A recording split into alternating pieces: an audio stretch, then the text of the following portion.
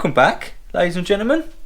Another evening down the garage, another evening working on little Blue Nova. I don't know whether that's going to stick or not, but that's what I'm going to call it from now on anyway. So yeah, another evening working on little Blue Nova. What I'm going to do is I'm going to focus, there's a whole list of things to do, and the postman's been and brought me a load of goodies over there anyway so I can crack on. But what I'm going to focus on doing first is getting it running. Is get the engine running, make sure that the engine's good, because it's kind of been in there for years. It turns over nice and freely, you know, no problems with that. It sounds like it's got reasonably good compression.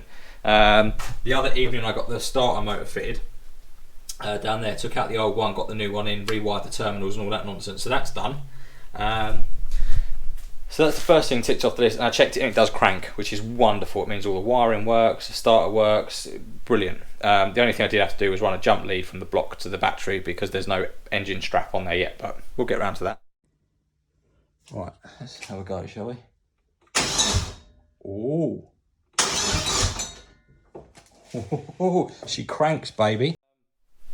So yeah, what I'm going to do is I'm going to focus on getting everything running to start with so that we know that we've got a running, living, breathing, boost making engine basically, and then after that we can start putting everything back together, because what I don't want to do is start making waves, get everything put together, turn the key and it not work, because then everything's got to come apart in it. So that's what we're going to start with. Part of that, obviously, we need to make an exhaust for it. Now we don't need the exhaust to make it run, and we probably won't have the exhaust parts by the time I want to first fire it, but what I do need to do before that is move all the fuel line and stuff. As I explained in the last video, the fuel pump, high pressure fuel pump, is currently under here, and the fuel filter is currently under here. Now what we're going to be doing is putting a side exit exhaust on this, same as what we've got in the Fiesta, which means that fuel filter and all this fuel line here is going to come very close to hot exhaust, which, let's be honest, volatile liquid hot exhaust, not ideal. So what we're going to do is I'm going to take all of this out, because it currently runs sort of all the way down here, all down, up and into the engine up there. I'm going to take all of this out, remount everything over this side of the car, move the high pressure pump and the filters and everything to underneath the seat there, where there's a bit more room, and then run the lines down this side of the car and in, so that we've got fuel this side, exhaust that side. The other thing that will do as well, and it's probably neither here nor there to be honest, I've never had a problem with it, but the fuel lines at this point are coming up the hot side of the engine, so they're coming up behind the block, behind the alternator, where all that is. By moving everything over to here, this is a much colder area of the engine bay. It's not next to the block or anything like that, you've just got the gearbox. Kind of just moving as much of the fuel line and everything away from as much of the heat as possible. Whether it makes a massive difference or not in the engine bay, I really don't know, but while we're at it, that's what we're going to do. So I'm going to stop waffling, I'm going to get all this ripped out. I don't know, probably going to move the fuel pressure regulator to somewhere where we can have it so we can actually see the gauge. But I'll sort all of that out in a minute.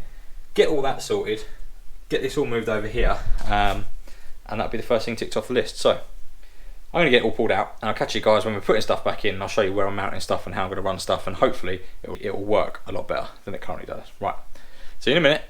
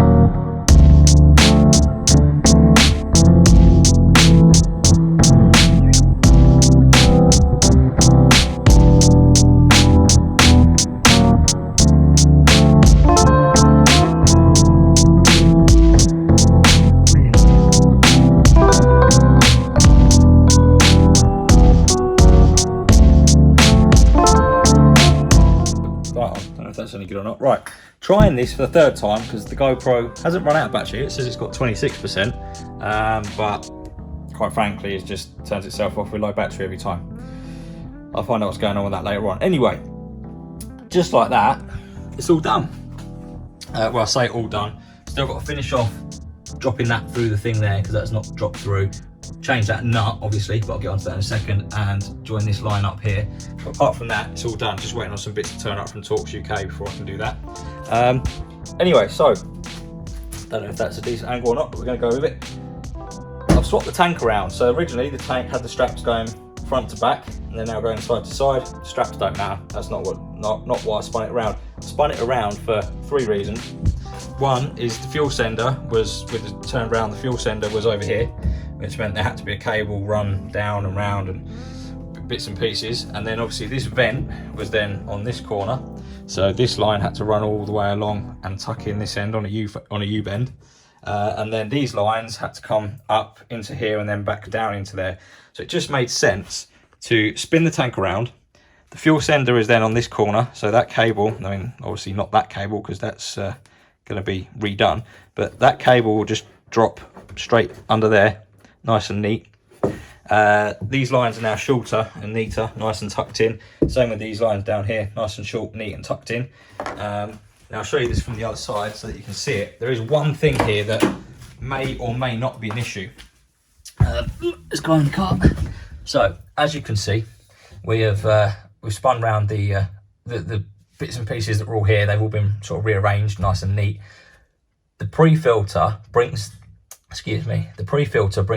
the tank feed line into the lift pump up quite high before it then goes into the bottom of the lift pump and back out the top.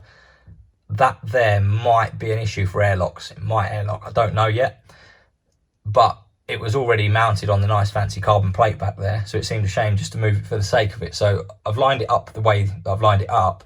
Quite easily we can take that off and remount it so that it's not configured that way if needs be. Might be all right, but we will see. So yeah, we've redone that line. Obviously nice neat line into the top of the catch can. We've got feed line down the bottom there, return line on the top, vent line right on the top, blank on that side of the catch can there, and then the lines run this way, and they will, obviously this line here still needs to be made off, but they will run something like that along here, with these nice brackets, which I've not done yet. They need to be modified still, but I haven't got the bit for that. But they run along here nicely and then drop through here, and then obviously the pumps are mounted underneath.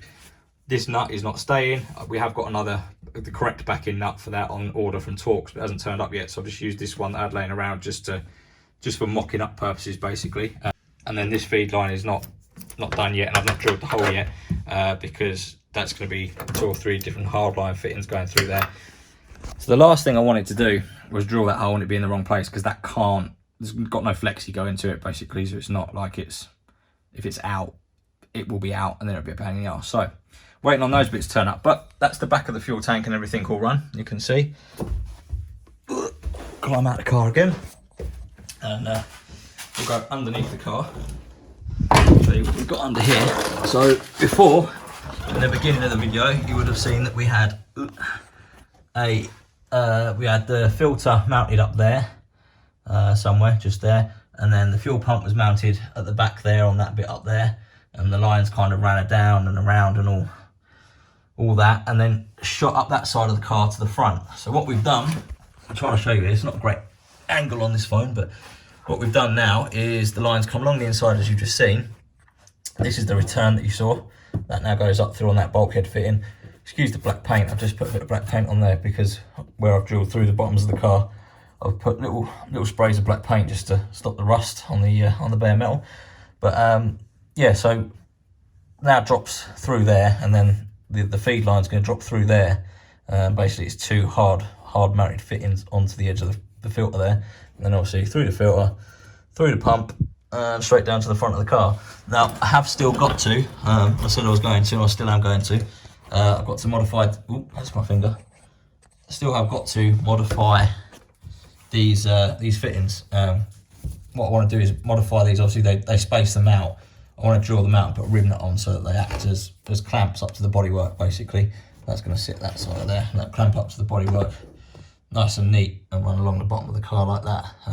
For now, I've just got it tucked in the original little clip things, which I don't particularly like. So we were, like I say, we'll drill and tap them, but I haven't got, let me just roll out the car. I have got the riv nuts for it, but I can't find the riv nut adapter bit for the right size riv nuts for my riv nut gun.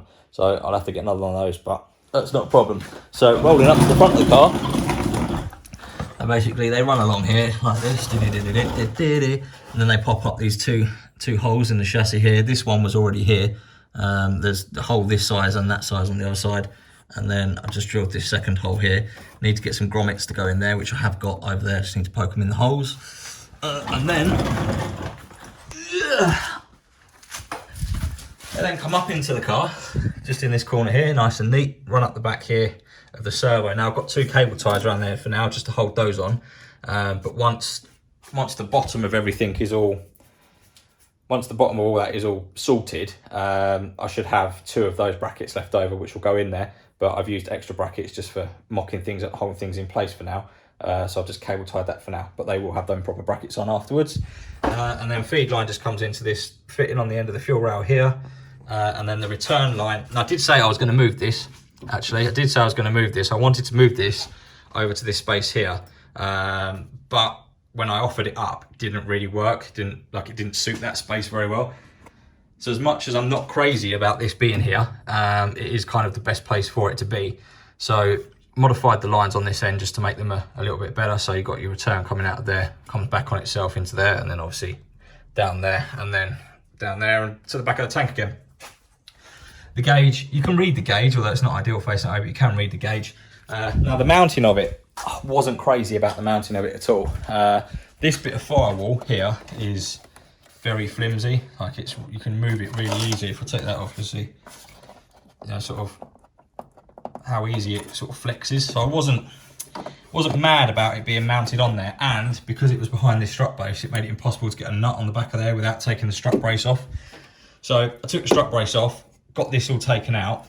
I've drilled and tapped these. They're an M10. I had to drill them out to M10 because of the size of the holes that was already in it, so they're a bit excessive. But drilled and tapped that plate on the original bracket, and then I've made up, I don't know how well you can see it. So there's 2 little rubber spacers that were there before, but then I've just made up a steel plate behind, which is like a bit of a sandwich strengthening plate, and then put a couple of spring washers on the back side here. So that now mounts through that. It's got a nice little strengthening plate on there, and actually, like it's got almost no movement at all in it now, which is a little bit close to the strut brace. It's closer than I would like, but that's where it was mounted originally, and I don't want to go turning the car into Swiss cheese, drilling holes everywhere, so I'm going to leave it there. But it's mounted nice and secure. Like I said, it's got that sandwich plate on it, so I do feel a bit better about it being mounted there. Anyway, so yeah, that's that up front. So we've got, you know, flow, return, that's all done. Oh, don't trip over my light legs. Yeah, flow and return are all done. Still nice and neat in the bay there. Obviously we've got some wires that I'll unplug some stuff just to get some stuff in, but I'll wire tuck all that afterwards so you can't see it. Just nice and hidden out the way and all that nonsense. And then obviously replace those cable ties. But all of the wet stuff that was on this side is now on this side, so we can put all the hot stuff on that side of the car, which was the intention, because we want wet stuff and hot stuff as far apart as possible. Don't really want wet stuff and hot stuff next to each other. Doesn't work very well. In fact, learnt the hard way on the Fiesta on that one. Didn't really have much choice with wet stuff and hot stuff. It did have to pass each other at one point on the original design, and when the car got really hot in traffic, used to vapor lock the fuel, which nobody likes. So, I mean, that's all changed on the Fiesta now, but so that's the thinking behind this. Basically, we've moved, because the exhaust is going to come down here, back box there, out the side of the car there. We didn't want to have hot stuff, wet stuff on this side, nothing on that side. We moved everything over this side.